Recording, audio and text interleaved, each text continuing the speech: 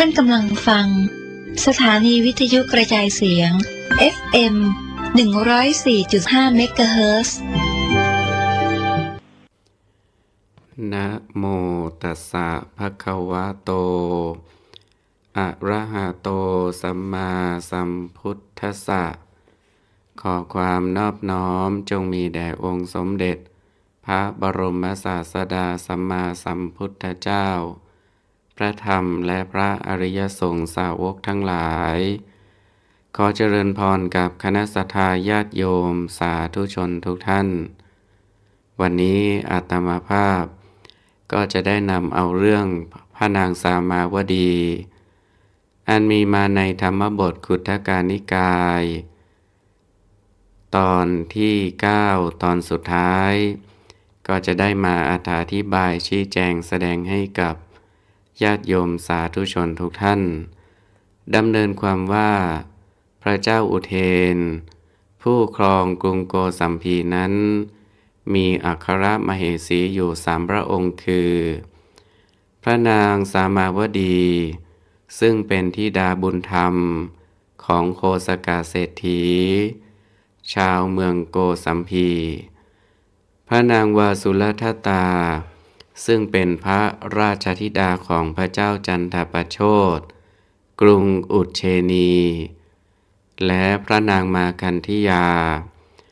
ธิดาของมาคันธิยพราหมณ์ในแว่นแคว้นกุรุรัตและพระนางมาคันธิยานี้ได้ทรงผูกอาฆาตในสมเด็จพระบรมศาสดาไว้แต่ครั้งเมื่อยังมิได้อภิเษกเป็นเอกอัครมเหสีมาแล้วในการครั้งนั้นในพระนครโกสัมพี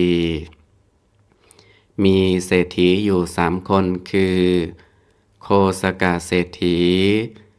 ที่เป็นบิดาเลี้ยงของพระนางสามาวดีกุกุตะเศรษฐีและปาวาริกาเศรษฐีในสมัยนั้นพระพุทธศาสนายังแผ่ไปไม่ถึงกรุงโกสัมพีเพราะฉะนั้นท่านเศรษฐีทั้ง3นั้นจึงรับอุปถากพวกนักบวชที่เรียกว่าดาบสหรือฤาษีจำนวน500เป็นประจำในฤดูฝน4 เดือนพระดาบสเหล่านั้นมาอาศัยอยู่ในพระนครชั่วระยะการ4 เดือนในฤดูฝน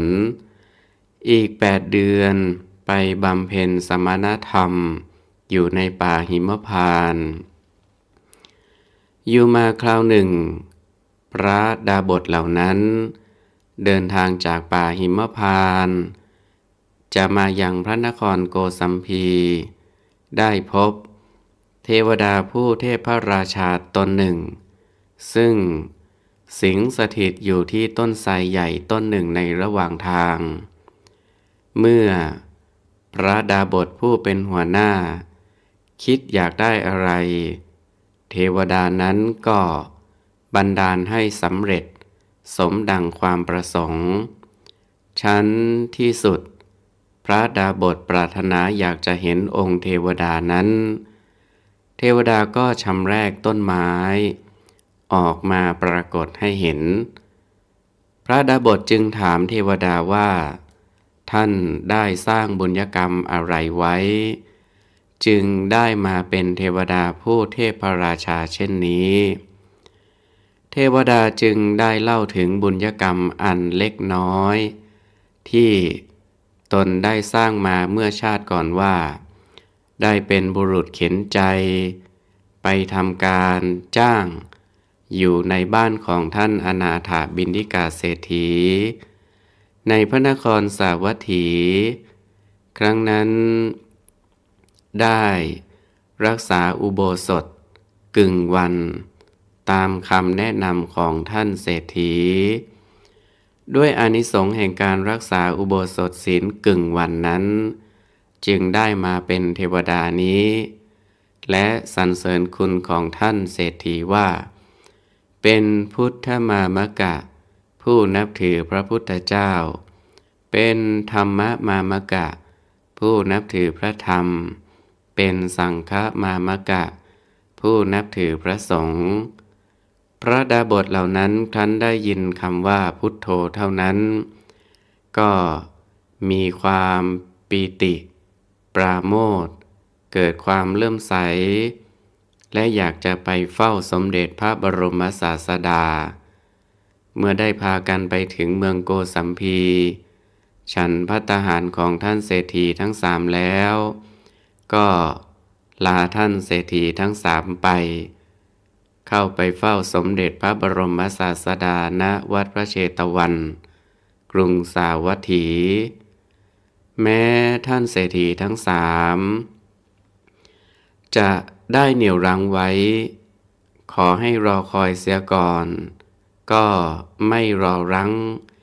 เกรงจะเสียเวลาเมื่อไปถึงแล้วสมเด็จพระบรมศาสดาได้ทรงแสดงพระธรรมเทศนาโปรดพระดาบทเหล่านั้นก็ได้สำเร็จเป็นพระอรหันต์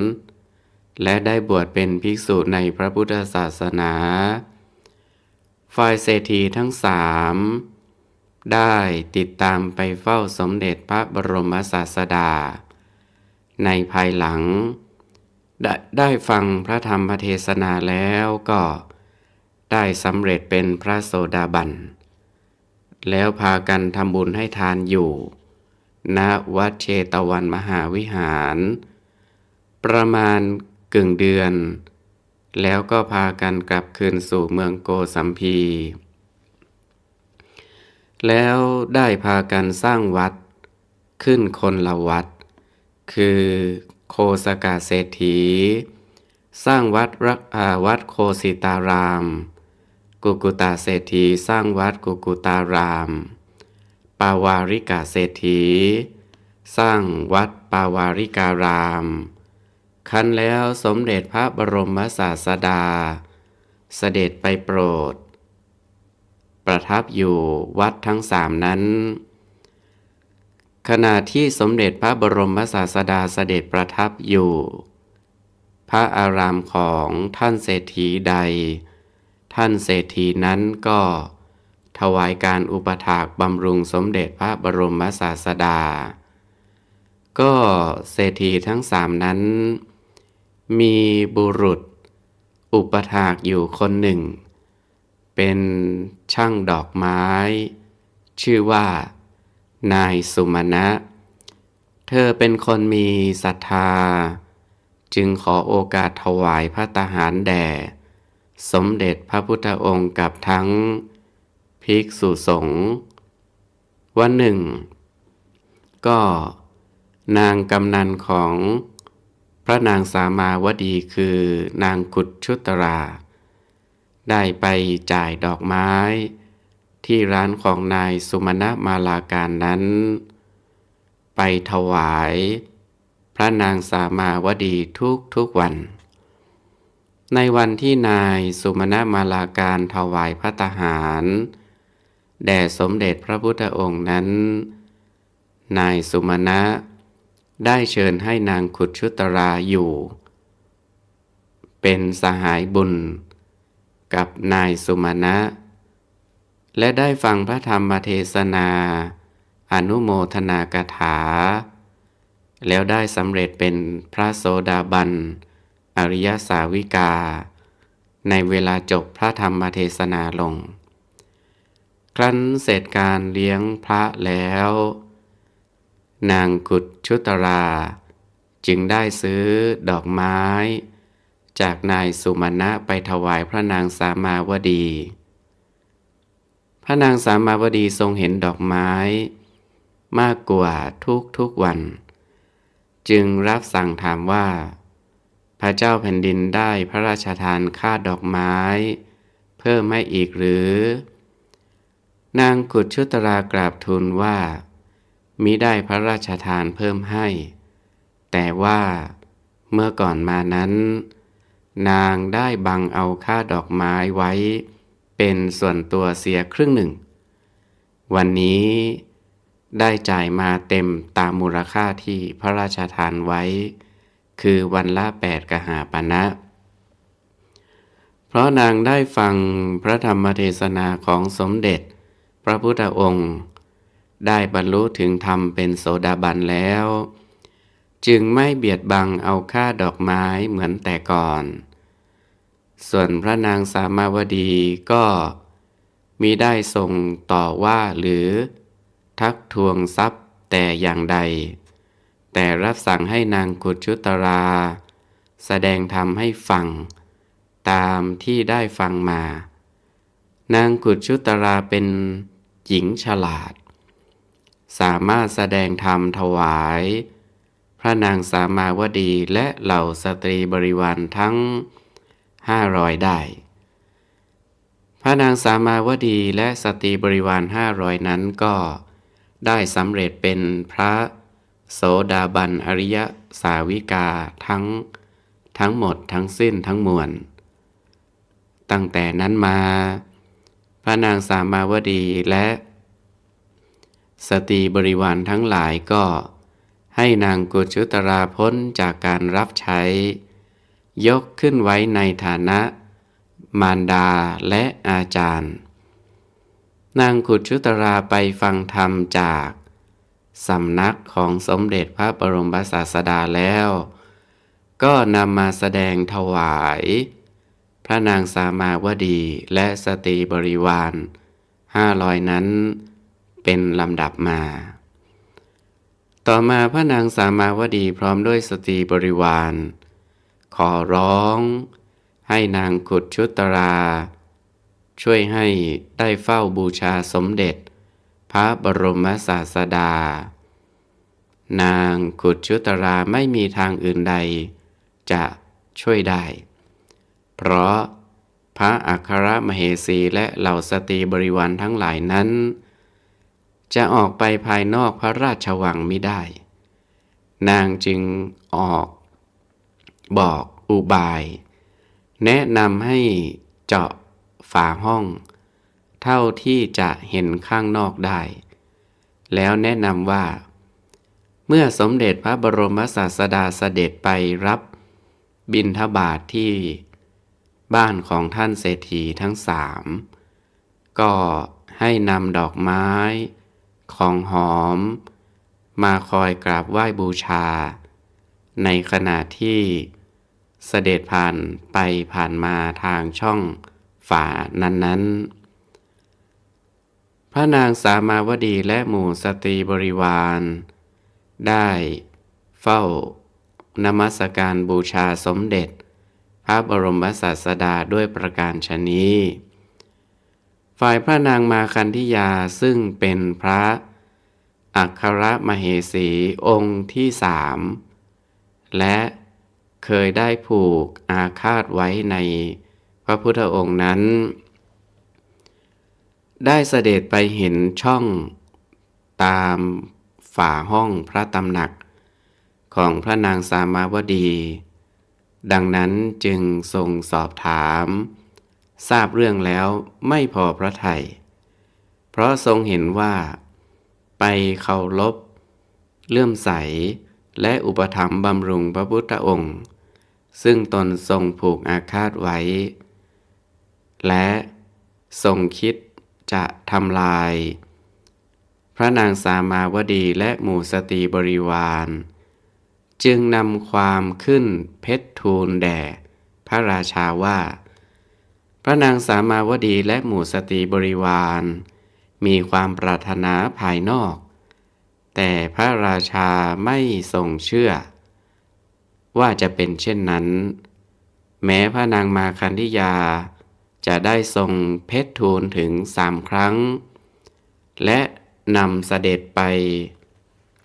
แต่ว่าพระราชาก็ไม่ทรงเชื่อและ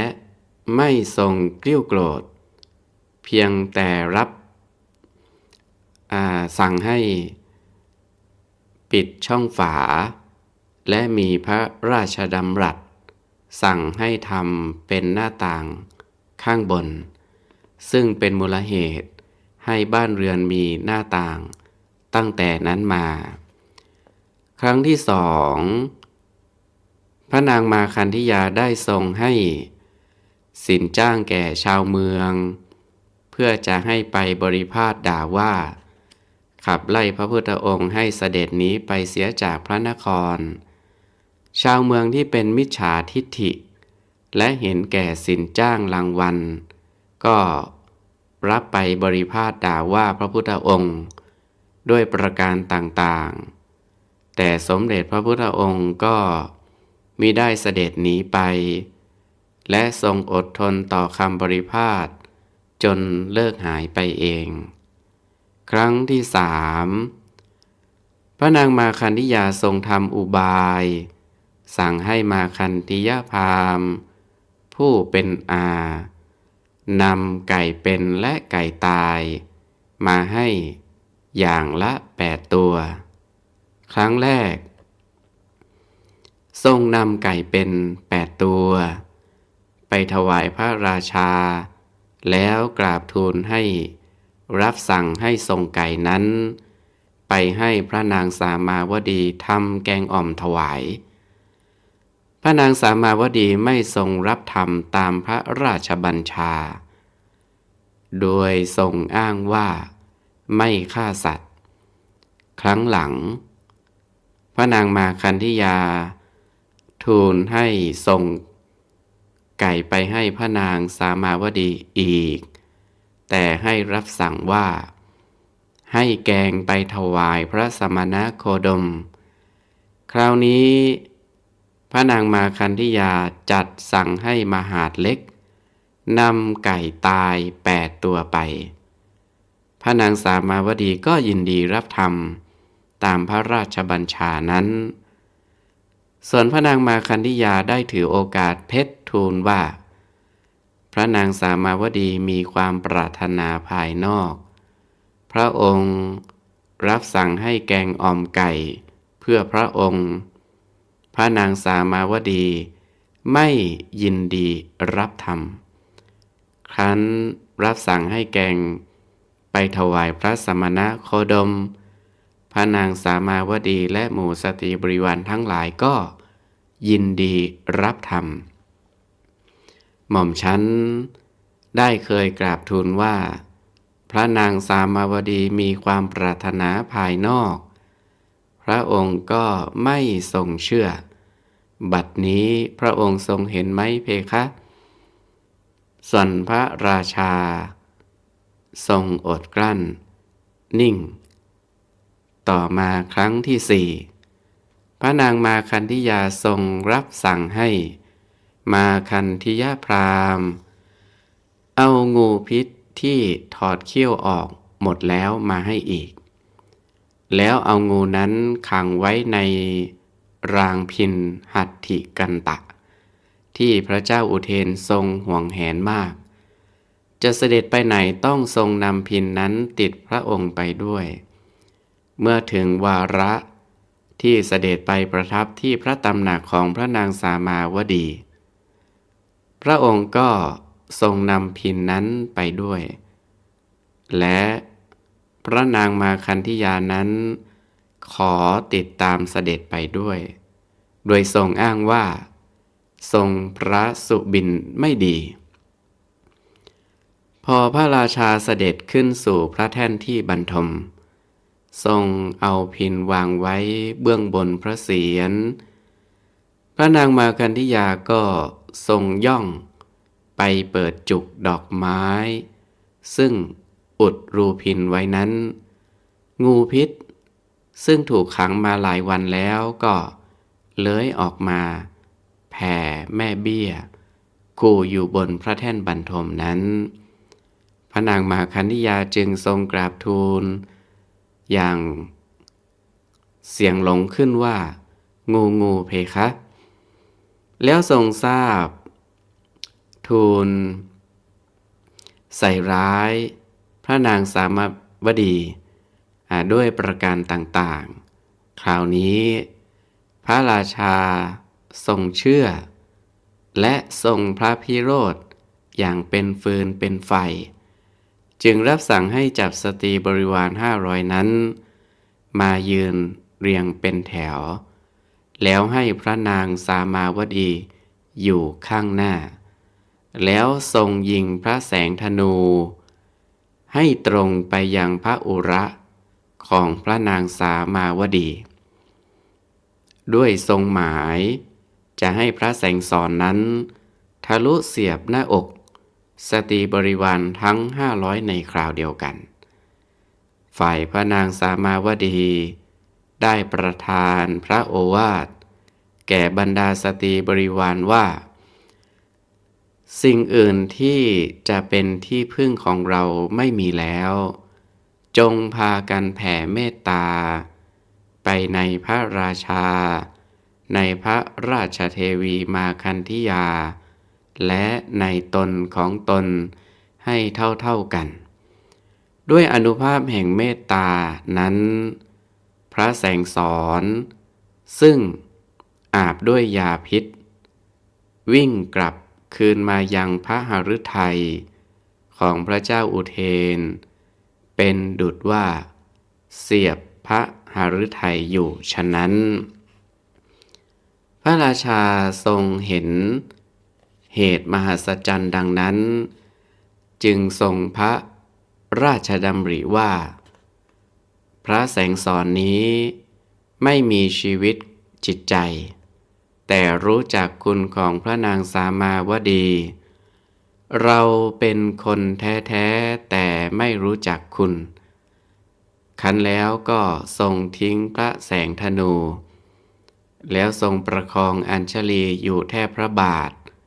ของพระนางสามาวดีทรงสารภาพผิดและขอถึงพระนางเป็นที่พึ่งต่อไปส่วนพระนางสามาวดีกราบทูลแนะนำว่าอย่าทรงถึงพระนางเป็นที่พึ่งเลยขอจงทรงถึงพระพุทธเจ้าเป็นที่พึ่งเถิดพระราชาก็ยังทรงยืนยันขอถึงพระพุทธองค์เป็นที่พึ่งด้วยขอถึงพระนางเป็นที่พึ่งด้วยและขอพระราชทานพระพรถวายพระนางสามาวดีครั้นแล้วพระเจ้าอุเทนก็เสด็จไปเฝ้าสมเด็จพระบรมศาสดาขอถึงพระพุทธองค์เป็นที่พึ่งแล้วทรงอาราธนาพระพุทธองค์พร้อมทั้งภิกษุสงฆ์รับอาหารบิณฑบาตพระเจ้าอุเทนได้ทรงบริจาคมหาทานอยู่ถึง7 วันครั้นแล้วก็รับสั่งให้พระนางสามาวดีมารับพระราชทานพระพรพระนางสามาวดีจึงขอพระราชทานพระพรขอให้พระภิกษุสงฆ์500ได้มาพระตำหนักเป็นการประจำเป็นนิจจากได้ทรงฟังพระธรรมเทศนาพระราชาจึงกราบทูลอาราธนาพระพุทธองค์กับทั้งภิกษุ500ให้เสด็จมาพระราชวังเป็นการประจำตามที่พระนางสามาวดีขอพระราชทานพระพรสมเด็จพระบรมศาสดาจึงมีพระพุทธบัญชาให้พระอานันทเถระไปเป็นประจำตั้งแต่นั้นมาพระอานันทเถระพร้อมด้วยพระภิกษุ500ก็ได้ไปสู่ราชตระกูลเป็นการประจำเป็นนิจอยู่มาวันหนึ่งหมู่สตรีบริวาร500อันมีพระนางสามาวดีเป็นหัวหน้าได้ฟังพระธรรมเทศนาของพระอานันทเถระแล้วเกิดความศรัทธาเกิดความเลื่อมใสได้พากันเอาผ้าห่ม500 ผืนผืนหนึ่งมีราคาถึง500ถวายเป็นธรรมบูชาเมื่อพระราชาได้ทรงทราบดังนั้นจึงเสด็จไปตรัสถามพระอานันทเถระว่าผ้า มากมายถึงเพียงนั้นพระผู้เป็นเจ้ารับไปแล้วจะเอาไปทำอะไรพระเถระถวายพระพรว่าอาตมาภาพเอาเฉพาะที่พอใช้สำหรับตนแล้วที่เหลือนั้นก็ถวายภิกษุอื่นๆที่มีจีวรเก่าต่อไปพระราชาตรัสซักถามว่าพระภิกษุเหล่านั้นเมื่อได้จีวรใหม่แล้วจะเอาจีวรเก่าไปทำอะไรต่อไปพระเถระได้ถวายพระพรไปตามลำดับจนกระทั่งเอาผ้านั้นไปตำผสมกับดินเหนียวโบกฉาบฝาผนังเป็นที่สุดพระราชาสดับดังนั้นก็ทรงเลื่อมใสได้ทรงถวายผ้าแก่พระอานันทเถระอีก500 ผืนฝ่ายพระนางมาคันธิยานั้นเล่าก็ยังไม่ทรงละความพยายามที่จะทำลายพระนางสามาวดีกับทั้งหมู่สตรีบริวารนนั้นยิ่งพระนางสามาวดีได้รับพระราชทานพรพิเศษดังนั้นก็ยิ่งทรงเพิ่มความอาฆาตในสมเด็จพระบรมศาสดาและทรงพยายามที่จะทำลายพระนางสามาวดี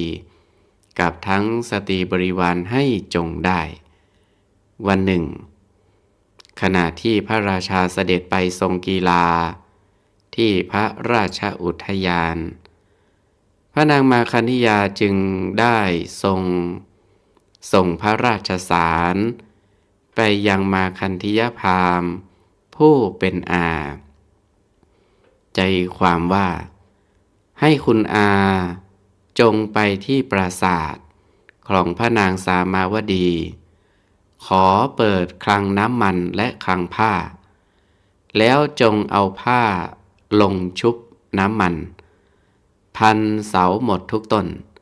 ให้พระนางสามาวดีกับทั้งสตรีบริวารเข้าไปอยู่รวมกันในห้องแล้วจงปิดประตูใส่กุญแจจุดไฟแล้วจงหนีไป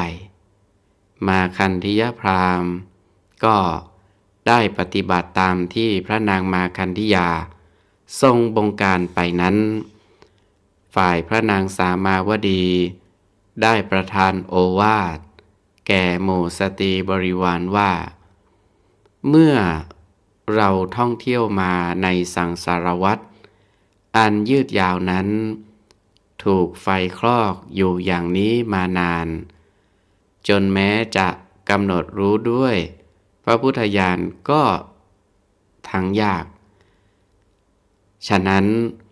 พวกเธอทั้งหลายจงเป็นผู้ไม่ประมาทเถิดขณะที่ไฟกำลังไหม้อยู่นั้นสตรีบริวารเหล่านั้นพากันเจริญเวทนานุปัสสนาสติปัฏฐานไปพลางก่อนจะถึงแก่มรณกรรมไปบางท่านบางพวกได้บรรลุพระสกทาคามิผลบางท่านบางพวกก็ได้บรรลุพระอนาคามิผลภิกษุทั้งหลายทราบเหตุดังนั้นจึงกราบทูล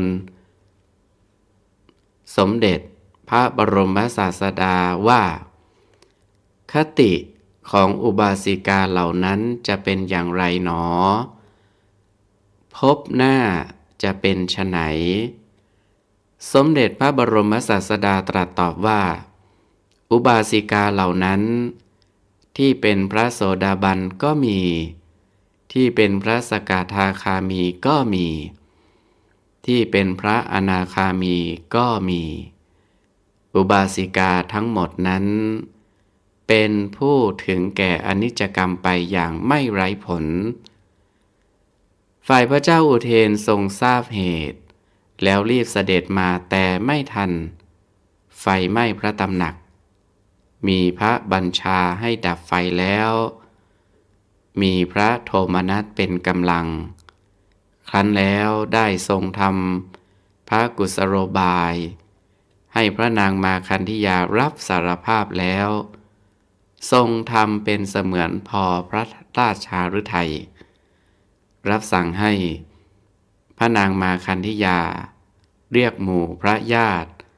มาพร้อมกันแล้วก็รับสั่งให้จับพระญาติเหล่านั้นให้ขุดหลุมฝังแล้วเผาทั้งเป็นมิหนำซ้ำรับสั่งให้ไถด้วยไถเหล็กให้ขาดเป็นชิ้นเล็กชิ้นน้อยส่วนพระนางมาคันธิยานั้นรับสั่งให้เฉือนเอาเนื้อมาทอดในกระทะน้ำมันแล้วบังคับให้รับประทานเนื้อตนเองจนถึงซึ่งการสิ้นพระชนม์ไปด้วยประการฉะนี้อยู่มาวันหนึ่งภิกษุทั้งหลายวิพากษ์วิจารณ์กันในโรงธรรมสภาว่ามรณกรรมเช่นนี้ไม่สมควรแก่อุบาสิกาผู้สมบูรณ์ด้วยศรัทธาเห็นป่านนี้เลยสมเด็จพระบรมศาสดาจึงทรงแสดงแก่ภิกษุทั้งหลายว่ามรณกรรมนี้ไม่สมควรแก่หมู่สตรีสนม500อันมีพระนางสามาวดีเป็นหัวหน้าในชาตินี้เท่านั้นแต่สมควรแก่กรรมที่สตรีเหล่านั้นได้ทำไว้แต่ในชาติก่อนคันแล้วได้ทรงแสดงอตีตนิทานว่าหญิง500เหล่านั้นแต่ในชาติปางก่อนได้พากันสุมป่าหญ้าเพื่อผิงไฟกันหนาวไฟได้ลุกไหม้พระปัจเจกพุทธเจ้าซึ่งนั่งเข้าฌานสมาบัติอยู่ในป่านั้นภายหลังเมื่อไฟไหม้ยุบลงแล้วได้เห็นพระปัจเจกพุทธเจ้าเกรงพระราชาจะลงโทษแก่ตนจึงได้พากันไปขนฟืนมาเผาพระปัจเจกพุทธเจ้านั้นอีกด้วยหวังจะให้ไหม้ละเอียดเป็นเท่าฐานไปเพื่อปกปิดการกระทำของตนนั้นด้วยผลแห่งปาปกรรมนั้นหญิงเหล่านั้นซึ่งมีพระนางสามาวดีเป็นหัวหน้าจึงได้ถูกไฟเผาทั้งเป็นในชาตินี้ขั้นแล้วภิกษุทั้งหลายได้กราบทูลถามถึงปุพกรรมของพระนางขุดชุตราอีกว่านางขุดชุตรานั้นได้ทำกรรมอะไรไว้จึงได้เกิดเป็นหญิงค่อมและเป็นหญิงรับใช้ของคนอื่นเป็นผู้มีปัญญามากได้บรรลุพระโสดาปัตติผลสมเด็จพระบรมศาสดาจึงทรงแสดงให้ภิกษุทั้งหลายฟังว่าที่นางขุดชุตราเป็นหญิงค่อมนั้นเพราะในชาติก่อนได้ล้อเลียนพระปัจเจกพุทธเจ้าองค์หนึ่งซึ่งท่านเป็นคนค่อมเล็กน้อยโดยแสดงกิริยาท่าทางเหมือนพระปัจเจกพุทธเจ้านั้นให้บรรดาเพื่อนหญิงด้วยกันดูด้วยผลกรรมนั้นจึงติดตามมาให้เป็นหญิงค่อมที่เป็นผู้มีปัญญามากทรงจำพระไตรปิฎกได้นั้นเพราะในชาติก่อนนางขุดชุตราได้เห็นพระปัจเจกพุทธเจ้า8 องค์รับข้าวมัทุปายาตด้วยบาตรแล้วร้อนมือต้องเปลี่ยนมืออุ้มบาตรอยู่บ่อยๆเธอจึงได้ถวายวลัยงา ก็คือกำไลงาข้อมือสำหรับรองบาทเพื่อกันร้อนแก่พระปัจเจกพุทธเจ้าทั้ง8องค์ด้วยความฉลาดและเมื่อพระปัจเจกพุทธเจ้ารับวลัยงาไปแล้วท่านยังยืนมองดูนางอยู่นางก็ทราบอัธยาศัยจึงได้กราบเรียนว่าวลัยงานนั้นขอถวายพระผู้เป็นเจ้าทั้งหลายไปเลยด้วยอานิสงส์ที่นางได้อุปถัมภ์บำรุงพระปัจเจกพุทธเจ้าเหล่านั้นมาเป็นอุปนิสัยให้นางเป็นผู้มีปัญญามากและได้บรรลุโสดาปัตติผลในชาตินี้อันหนึ่งขณะที่นางขุดชุตราต้องมาเป็นหญิงรับใช้ของสตรีสนม500มีพระนางสามาวดีเป็นหัวหน้านั้นเพราะในชาติก่อนครั้งหนึ่งนางได้ใช้ภิกษุณีผู้อรหันต์หยิบกระเช้าเครื่องประดับให้แก่ตนด้วยผลแห่งปาปกรรมนั้นจึงตามมาสนองให้เกิดเป็นหญิงรับใช้ของคนทั้งหลายด้วยประการฉะนี้การสรุปเรื่องของพระนางสามาวดีซึ่งได้พรรณนามาตั้งแต่ต้นนั้นก็ขอยุติลงเพียงเท่านี้อันหนึ่งข้อธรรมและคติธรรมต่างๆที่ควรยึดถือมาเป็นข้อปฏิบัติหรือเป็นเครื่องเตือนใจของพุทธบริษัททั้งหลายนั้นนับว่ามีความแจ่มแจ้งอยู่แล้วตามที่ได้วิสัชนามาในท้องนิทานตอนนั้นๆดังนั้นจึงจักไม่ยกขึ้นมาอธิบายอีกจักได้อธิบายพระพุทธนิพนธกถาต่อไปดังนี้อยู่ต่อมาวันหนึ่งภิกษุทั้งหลายได้วิพากษ์วิจารณ์กันในโรงธรรมสภาว่าสตรีสนม500มีพระนางสามาวดีเป็นหัวหน้าได้ถูกไฟเผาในพระตำหนักหมู่พระญาติของพระนางมาคันธิยาถูกสุมด้วยไฟฟางข้างบนแล้วไถด้วยไถเหล็กพระนางมาคันธิยาถูกทอดด้วยน้ำมันที่กำลังเดือดในบรรดาบุคคลเหล่านั้นพวกไหนหนอ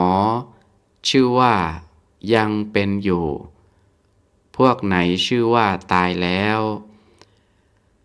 สมเด็จพระบรมศาสดาได้ประทานพุทธโอวาทแก่ภิกษุเหล่านั้นว่า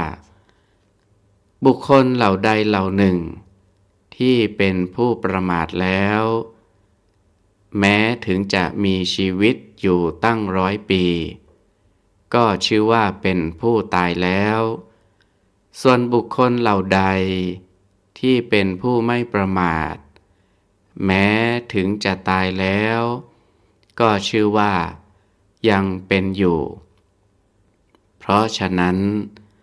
พระนางมาคันธิยาถึงจะยังทรงมีพระชนอยู่ก็ตามจะสิ้นพระชนไปแล้วก็ตามจัดว่า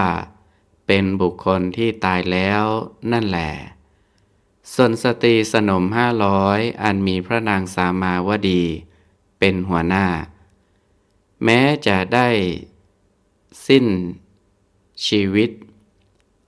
ไปแล้วก็นับว่ายังทรงชีวิตอยู่เพราะว่าบุคคลทั้งหลายที่ไม่ประมาทแล้วชื่อว่าย่อมไม่ตายครั้นแล้วได้ทรงแสดงพระธรรมเทศนาซ้ำอีกโดยพระพุทธนิพนธคาถา3 คาถาซึ่งมีข้อความดังนี้ความไม่ประมาทเป็นเหตุบรรลุถึงซึ่งนิพพานอันไม่ตายค ความประมาทเป็นทางแห่งความตายพวกชนที่ไม่ประมาทแล้วชื่อว่า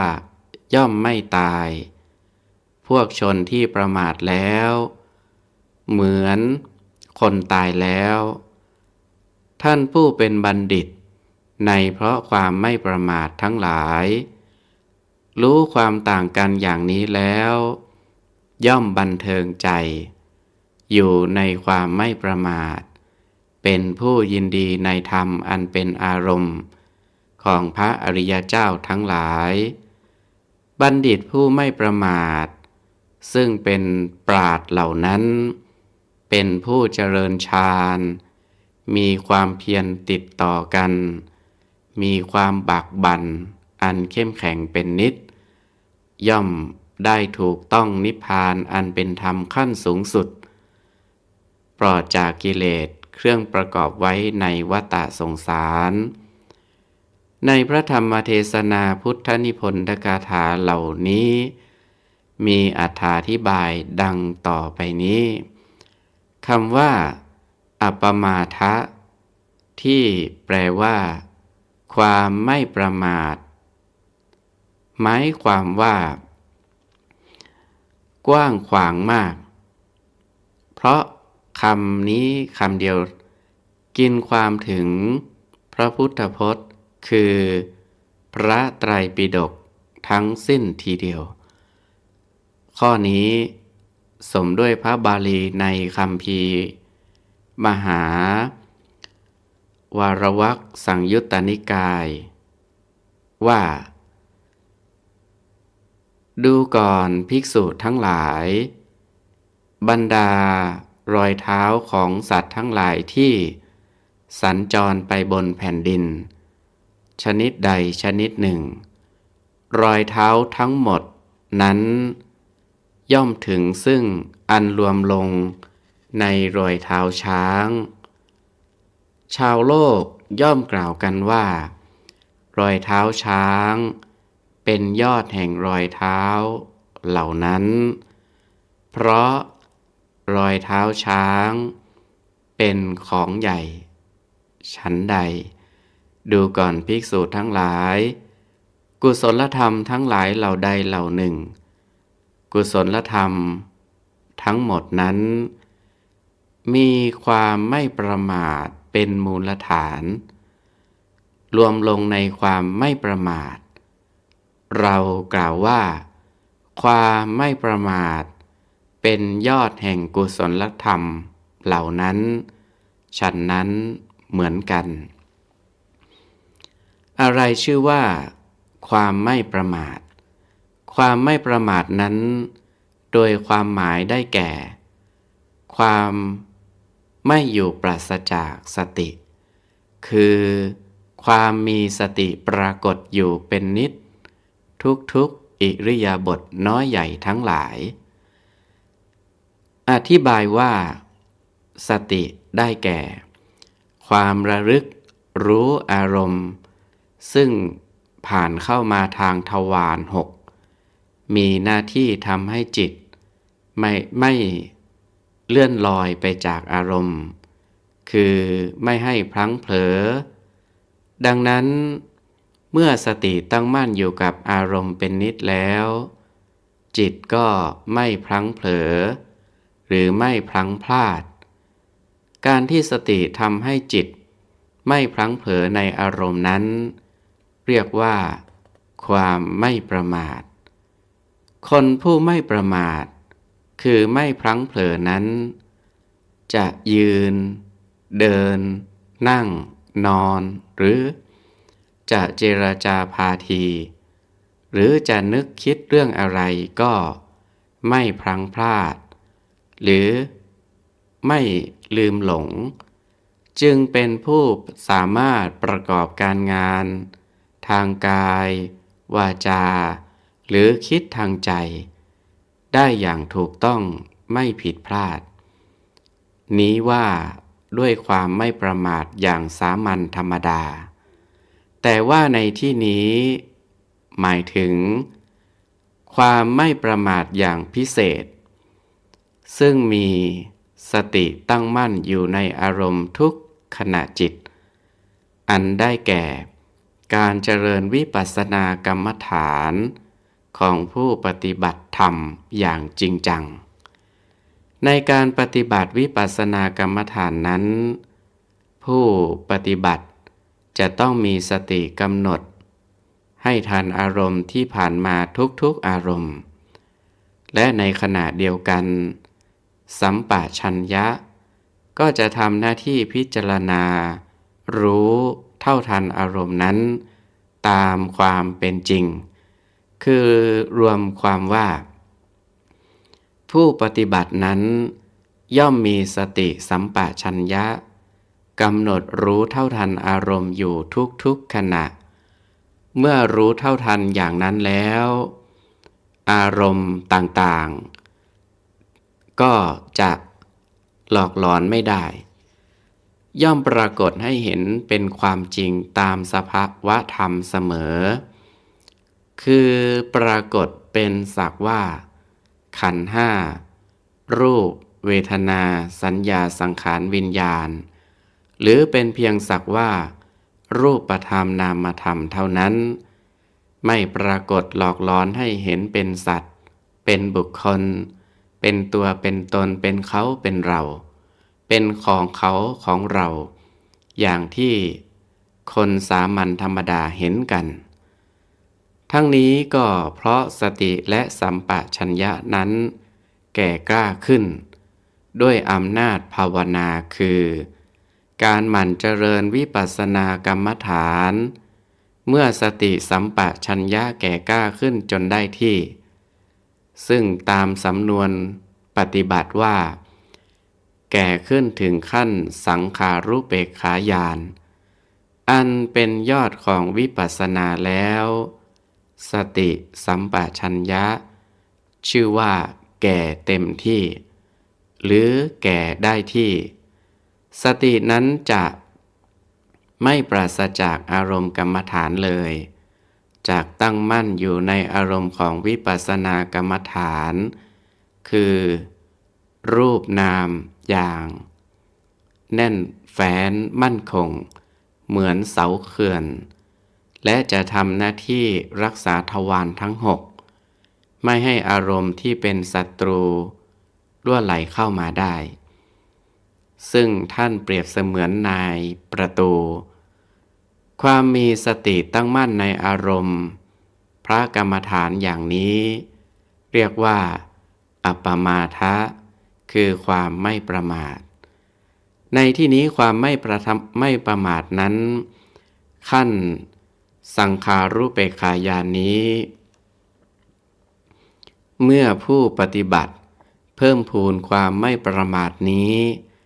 ให้ยิ่งขึ้นด้วยการใช้สติสัมปชัญญะกำหนดพิจารณาต่อไปไม่ช้าเมื่ออินทรีย์ห้าคือศรัทธาวิริยะสติสมาธิปัญญาดำเนินไปโดยการสม่ำเสมอกันแล้วหรือที่เรียกว่าอินทรีย์แก่กล้าได้ที่แล้วแต่นั้นจิตก็จะก้าวขึ้นสู่มรรควิถีคือบริกรรมอุปจาระอนุโลมโคตรภูอริยมรรคอริยผลตามลำดับแต่นั้นจิตก็ได้พระนิพพานเป็นอารมณ์คือบรรลุถึงซึ่งพระนิพพานนั่นเองด้วยเหตุนั้นสมเด็จพระบรมศาสดาจึงตรัสว่าอัปปมาโทอมตังปะทังความไม่ประมาทเป็นเหตุให้บรรลุถึงซึ่งพระนิพพานอันไม่ตายฉะนี้อันหนึ่งคนผู้ไม่ประมาทแล้วนั้นมิได้หมายความว่าไม่ตายหรือไม่แก่ไม่ตายเพราะว่าใครๆที่จะไม่แก่ไม่ตายนั้นย่อมไม่มีแต่ว่า คนที่ประมาทแล้ว คือคนที่ไม่ได้เจริญธรรมกรรมฐาน จนได้บรรลุอมตะธรรมนั้น ย่อมจะท่องเที่ยววนเวียนอยู่ในสังสารวัฏไม่มีใครๆที่จะกำหนดคำนวณได้ว่าจะนานสักเท่าไหร่ ส่วนคนผู้ไม่ประมาทนับแต่ได้บรรลุอมตะธรรมครั้งแรกเป็นพระโสดาบันเหมือนอย่างพระนางสามาวดีพร้อมทั้งสตรีบริวารนนั้นย่อมกำหนดสังสารวัฏได้คืออย่างช้าก็เพียง7 ชาติเท่านั้นก็จะไม่ต้องเกิดต้องตายอีกเพราะฉะนั้นคนผู้ประมาทแล้วแม้ถึงจะมีชีวิตอยู่ก็ชื่อว่าตายแล้วเพราะเป็นผู้ที่ไม่อาจจะสามารถจะพ้นจากความเกิดและความตายเหมือนอย่างพระนางมาคันธิยากับหมู่พระญาติเป็นต้นส่วนผู้ที่ไม่ประมาทดังกล่าวมาแล้วพยายามเพิ่มพูนความไม่ประมาทนั้นให้เจริญยิ่งขึ้นตามในแห่งการปฏิบัติวิปัสสนากรรมฐานไม่ช้าก็จะได้บรรลุมรรคผลแล้วก็ไม่เกิดในชาติที่2ที่3ต่อไปอีกเพราะได้ตัดพืชที่ให้เกิดเสียแล้วด้วยอริยมรรคญาณนั้นเมื่อไม่เกิดก็ชื่อว่าไม่ตายด้วยเหตุนั้นคนที่ไม่ประมาทจะมีชีวิตอยู่ก็ตามจะตายไปแล้วก็ตามชื่อว่าย่อมไม่ตายเพราะฉะนั้นสมเด็จพระบรมศาสดาจึงตรัสว่าอัปปมัตตานะมียันติพวกชนที่ไม่ประมาทชื่อว่าย่อมไม่ตายฉะนี้ส่วนคนจำพวกประมาทซึ่งมีลักษณะดังพรรณนามานี้ย่อมเป็นเสมือนคนตายที่ปราศจากวิญญาณจริงๆคล้ายๆกับท่อนไม้เรียกว่าตายด้วยความตายคือความประมาทย่อมเป็นจริงอย่างนั้นสำหรับคนที่ประมาทนั้นถ้าเป็นคฤหัสถ์แม้จิตสักดวงหนึ่งที่จะเกิดขึ้นว่าเราจักให้ทานเราจักรักษาศีล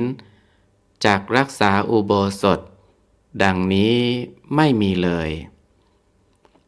ถ้าเป็นบรรพชิตแม้จิตสักดวงหนึ่งที่จะเกิดขึ้นว่าเราจักทำอุปัชฌายวัตรอาจาริยวัตร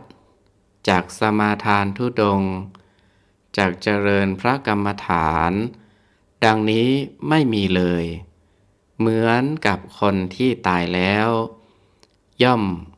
ไม่มีจิตอะไรเกิดขึ้นฉะนั้นไม่มีความประพฤติปฏิบัติดีอะไรที่ผิดแผกแตกต่างไปจากคนตายแล้วเพราะฉะนั้นสมเด็จพระบรมศาสดาจึงตรัสว่าเยปมัตตายถามตาคนจำพวกประมาทแล้วเหมือนคนตายแล้วบัณฑิตคือผู้มีปัญญาทั้งหลายตั้งตนไว้ในความไม่ประมาทคือพยายามเจริญพระกรรมฐานแล้วพยายามเพิ่มพูนความไม่ประมาทให้เจริญแก่กล้าขึ้นย่อมรู้ความต่างกันว่าคนผู้ประมาทย่อมออกไปจากวัฏทุกข์ไม่ได้ส่วนคนผู้ไม่ประมาทย่อมพ้นจากวัฏทุกข์ได้อย่างนี้แล้วย่อมยินดี บันเทิงอยู่ในความไม่ประมาทคือความยินดีพอใจในการเจริญพระกรรมฐานของตนนั้นให้ยิ่งขึ้นไปและเป็นผู้ยินดีในการเจริญโพธิปักขิยธรรม37ประการคือสติปัฏฐาน4สัมมัปปทาน4อิริยาอิทธิบาท4อินทรีย์5พละ5โพชฌงค์7มรรค8และเป็นผู้ยินดีพอใจในการได้มาซึ่งโลกุตรธรรม9ประการคือมรรค4ผล4นิพพาน1อันนับว่าเป็นธรรมที่เป็นอารมณ์ของพระพุทธเจ้าและพระอริยสาวกทั้งหลายอธิบายว่าบัณฑิตทั้งหลายเหล่านั้นย่อมยินดีพอใจเจริญเดินตามรอยของพระอริยเจ้าทั้งหลายไม่มัวเมาหลงไหลอยู่ในโลกด้วยความประมาทคือบัณฑิตผู้ไม่ประมาทเหล่านั้นมุ่งเจริญฌาน2ประการตามสมควรแก่อุปนิสัยคืออารัมมณูปนิชฌานได้แก่การเจริญสมถกรรมฐานจนให้สำเร็จสมาบัติ8ประการอย่างหนึ่งลักขณูปนิชฌานได้แก่เจริญวิปัสสนากรรมฐานจนถึงมรรคผลเป็นที่สุดอย่างหนึ่งเป็นผู้มีความเพียรสืบเนื่องติดต่อกันอย่างไม่ขาดสายนับตั้งแต่ออกบวชจนกว่าจะได้บรรลุพระอรหันต์หรือนับแต่ลงมือเจริญพระกรรมฐานทำความเพียรติดต่อกันไปอย่างจนได้บรรลุถึงมรรคผลนั้นโดยประกอบด้วยความเพียรอย่างแรงกล้าไม่ยอมถอยหลังด้วยการตั้งปณิธานไว้ว่าผลอันใดอันบุคคลพึงบรรลุถึงด้วยกำลังแห่งบุรุษด้วยความเพียรแห่งบุรุษด้วยความบากบั่นแห่งบุรุษย่อมยังไม่ได้บรรลุผลอันนั้นเราจักไม่เลิกทำความเพียรดังนี้บัณฑิตทั้งหลายผู้ปฏิบัติดังนี้ย่อมได้ถูกต้องพระนิพพานคือได้บรรลุถึงซึ่งพระนิพพานอันเป็นธรรมขั้นสูงสุดเพราะประเสริฐกว่าบรรดาโลกิยธรรมและโลกุตตรธรรมทั้งหลายและเป็นที่ปลอดภัยจากกิเลสอันเป็นเครื่องทำให้สัตว์ให้จมอยู่ในวัฏสงสารด้วยประการฉะนี้ดังนั้นวันนี้อาตมาภาพก็ได้นำเอาเรื่องของพระนางสามาวดีอันเป็นตอนที่9ตอนสุดท้ายมาอธิบายชี้แจงแสดงให้กับญาติโยมสาธุชนทุกท่านก็สมควรแก่เวลาขออำนาจคุณพระศรีรัตนตรัยคือคุณของพระพุทธเจ้าคุณของพระธรรมคุณของพระอริยสงฆ์บุญกุศลที่ญาติโยมสาธุชนทุกท่านได้ร่วมกันกระทำบำเพ็ญมาจงเป็นตบะเดชะพลวะปัจจัยหนุนนำให้กับญาติโยมสาธุชนทุกท่านจงมีแต่ความสุขกายสุขใจเจริญด้วยจตุรพิธพรชัย4ประการกล่าวคือมีอายุวันนะสุขะภาละปฏิภาณธนสารสมบัติทุกท่านทุกคนเทอญ